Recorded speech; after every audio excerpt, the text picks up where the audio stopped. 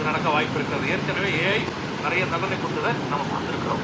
ரெண்டாவது அவர் என்ன சொல்றாரு அப்படின்னு கேட்டீங்கன்னா, டெப்ரஸம், அதாவது எனக்கு பின்னாடி என் பசங்க, ஃபேமிலி, இந்த ஃபேமிலிக்காக சில காரியங்களை விட்டு கொடுக்கிறது, ஃபேமிலிக்காக அரசு இயந்திரத்தை மிஸ்யூஸ் பண்றது, இப்படிலாம் இருக்குது இல்லைங்களா? இது எதுவுமே இருக்காது அப்படின்னு சொல்றாரு. இது சொல்றது அல்பேனியன் பிரைம் மினிஸ்டர் சொல்றாரு. ஸோ ஏஐ வந்து நேரடியாக உள்ளபடி வேலை செய்யுது. இப்போ இதை கேட்கும்போது நமக்கே கொஞ்சம் நம்ம பரவாயில்ல, இந்த மாதிரி சுய விருப்பு இல்லாம, அதாவது தாய் தகப்பன் அண்ணன் தம்பி நெல்லும் பார்க்காம சட்டத்தை சட்டமா பயன்படுத்துறது எவ்வளவு பெரிய விஷயம். இதை கேட்கறதுக்கு ரொம்ப நல்லா இருக்கு. ஏன்னா ஏற்கனவே மக்கள் இதனால அதிகமாக டெப்ரஷன் அதிகமாக பாதிக்கப்பட்டிருக்காங்க உலகளாவிய.